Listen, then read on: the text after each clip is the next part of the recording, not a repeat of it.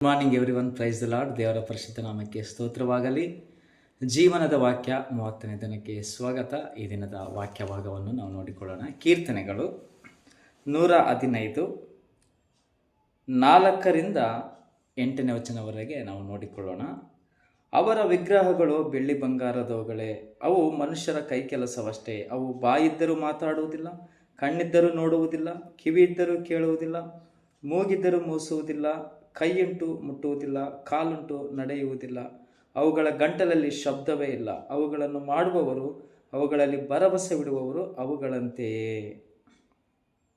ಆಮೇಲೆ ಪ್ರಿಯ ದೇವರ ಮಕ್ಕಳೇ, ಈ ಒಂದು ಕೀರ್ತನೆ ಭಾಗದಲ್ಲಿ ನಾವು ನೋಡಿದ ಪ್ರಕಾರ ಈ ಒಂದು ಕೀರ್ತನೆ ಭಾಗ ನಮಗೆ ಏನನ್ನು ತಿಳಿಸಿಕೊಡ್ತಾ ಇದೆ ಅಂದರೆ, ನಮಗೆ ರಕ್ಷಕನು ದೇವರು ಒಬ್ಬನೇ ಆಗಿದ್ದಾನೆ.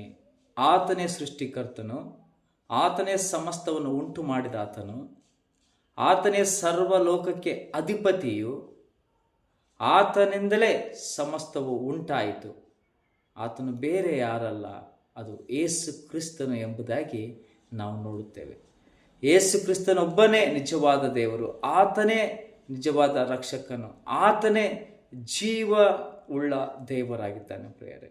ಅದಕ್ಕಾಗಿ ಅಲ್ಲಿ 4ರಿಂದ 8ನೇ ವಚನದವರೆಗೆ ನೋಡಿದ ಪ್ರಕಾರ ಇಲ್ಲಿ ವಿಗ್ರಹಗಳ ಕುರಿತು ನಾವಿಲ್ಲಿ ನೋಡ್ಬೋದು. ಸೊ ವಿಗ್ರಹಗಳು ಏನಂದರೆ, ನಾವು ಅನೇಕ ಕಡೆ ನಾವು ನೋಡ್ತೇವೆ ಈ ವಿಗ್ರಹಗಳನ್ನ. ನಾವು ಸಹ ಸತ್ಯವನ್ನು ತಿಳಿದುಕೊಳ್ಳುವುದಕ್ಕಿಂತ ಮುಂಚೆ ನಾನು ಸಹ ಅನೇಕ ವಿಗ್ರಹಗಳಿಗೆ ಹೋಗಿ ಅವುಗಳಿಗೆ ಅಡ್ಡ ಬಿದ್ದು ಅವುಗಳಿಗೆ ಪೂಜೆ ಮಾಡಿ ಈ ಎಲ್ಲ ಕಾರ್ಯಗಳನ್ನು ನಾನು ಸಹ ಮಾಡಿದ್ದೇನೆ. ಆ ಸಮಯದಲ್ಲಿ ನನಗೆ ಸತ್ಯ ಯಾವುದು, ನಿಜ ಯಾವುದು, ನಿಜವಾದ ದೇವರ ಯಾರು ಎಂಬುದಾಗಿ ನನಗೆ ಗೊತ್ತಿರಲಿಲ್ಲ. ನಾನು ಏನಂದರೆ ಆ ಕಾರ್ಯಗಳಲ್ಲಿ ನಾನು ತೊಡಗಿದ್ದೆ. ವಿಗ್ರಹಗಳಲ್ಲಿ, ವಿಗ್ರಹ ಆರಾಧನೆಗಳಲ್ಲಿ ನಾನು ತೊಡಗಿದ್ದೆ. ಅವುಗಳಿಗೆ ಅಡ್ಡಬಿದ್ದು ಪೂಜೆ ಮಾಡ್ತಿದ್ದೆ. ಆದರೆ ಒಂದು ದಿನ ದೇವರು ನನ್ನ ಜೀವಿತವನ್ನು ಬದಲಾವಣೆ ಮಾಡಿದರು. ನಮ್ಮ ಜೀವಿತದಲ್ಲಿ ದೇವರು ಬೆಳಕನ್ನು ತಂದರು, ರಕ್ಷಣೆಯನ್ನು ತಂದರು, ಸತ್ಯವನ್ನು ನಾವು ತಿಳಿದುಕೊಳ್ಳುವಂತೆ ದೇವರು ನಮಗೆ ಕೃಪೆಯನ್ನು ತೋರಿಸಿದರು. ಅದಾದ ನಂತರ ನಮಗೆ ಸಂಪೂರ್ಣವಾಗಿ ಅರ್ಥ ಆಯಿತು, ನಿಜವಾದ ದೇವರು ಯಾರು, ಜೀವಿಸುವ ದೇವರು ಯಾರು, ರಕ್ಷಕನು ಯಾರು ಎಂಬುದಾಗಿ ನಾನು ಅರ್ಥ ಮಾಡಿಕೊಂಡೆ. ಈ ವಚನಗಳನ್ನು ನೋಡುವಾಗ ವಿಗ್ರಹಗಳು, ಅವು ಬೆಳ್ಳಿ ವಿಗ್ರಹಗಳು ನೋಡ್ತೀವಿ, ಬಂಗಾರದ ವಿಗ್ರಹಗಳು ನೋಡ್ತೀವಿ. ಅವೆಲ್ಲವೂ ಸಹ ಮನುಷ್ಯರ ಕೈ ಕೆಲಸಗಳು. ಅವು ಬಾಯಿದ್ರೆ ಮಾತಾಡಲ್ಲ, ಕಿವಿ ಇದ್ದರೆ ಕೇಳಲ್ಲ, ಮೂಗಿದ್ರೆ ಮೂಸುವುದಿಲ್ಲ, ಕಣ್ಣಿದ್ರೆ ನೋಡುವುದಿಲ್ಲ, ಕೈ ಇದ್ದರೆ ಮುಟ್ಟುವುದಿಲ್ಲ, ಕಾಲಿದ್ರೆ ನಡೆಯುವುದಿಲ್ಲ. ಮತ್ತು ಅವುಗಳನ್ನು ಮಾಡುವವರು, ಅವುಗಳಲ್ಲಿ ಭರವಸೆ ಬಿಡುವವರು ಅವುಗಳಂತೆ ಎಂಬುದಾಗಿ ಇಲ್ಲಿ ದೇವರ ವಾಕ್ಯ ಹೇಳುತ್ತದೆ. ಸೊ ಈ ಒಂದು ವಿಷಯ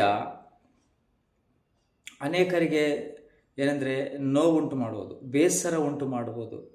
ಸೊ ನಾನು ಸಹ ದೇವರನ್ನು ನಂಬೋದಕ್ಕಿಂತ ಮುಂಚೆ ನನಗೂ ಸಹ ಇದೇ ರೀತಿ ಆಗ್ತಾಯಿತ್ತು. ಆದರೆ ಸತ್ಯವನ್ನು ತಿಳಿದುಕೊಂಡ ಮೇಲೆ, ಹೌದು, ನಾವು ಇಲ್ಲಿವರೆಗೂ ಮಾಡ್ತಾ ಇರುವುದೆಲ್ಲ ಅದು ಸುಳ್ಳು, ಅದೆಲ್ಲ ಮೂಢನಂಬಿಕೆ, ನಾವೊಂದು ತಪ್ಪಾದ ಮಾರ್ಗದಲ್ಲಿ ನಡೀತಾ ಇದ್ವಿ ಎಂಬುದಾಗಿ ನಾನು ಅರ್ಥ ಮಾಡಿಕೊಂಡೆ. ಅದಾದ ನಂತರ ಎಲ್ಲವನ್ನು ತ್ಯಜಿಸಿ ನಿಜ ದೇವರಾದಂತಹ ಯೇಸು ಕ್ರಿಸ್ತನನ್ನು ನಾನು ಸ್ವಂತ ರಕ್ಷಕನಾಗಿ ಅಂಗೀಕರಿಸಿ ಆತನಿಗಾಗಿ ಜೀವಿಸ್ತಾ ಇದ್ದೇನೆ ಮತ್ತು ಆತನ ಸೇವೆಯನ್ನು ನಾನು ಮಾಡ್ತಾ ಇದ್ದೇನೆ ಪ್ರಿಯರೇ. ಅದಕ್ಕಾಗಿ ನೀವು ಕೋಪ ಮಾಡಿಕೊಳ್ಳೋದಕ್ಕಿಂತ ಮುಂಚೆ ಪ್ರಶ್ನೆ ಹಾಕಿಕೊಳ್ಳ್ರಿ.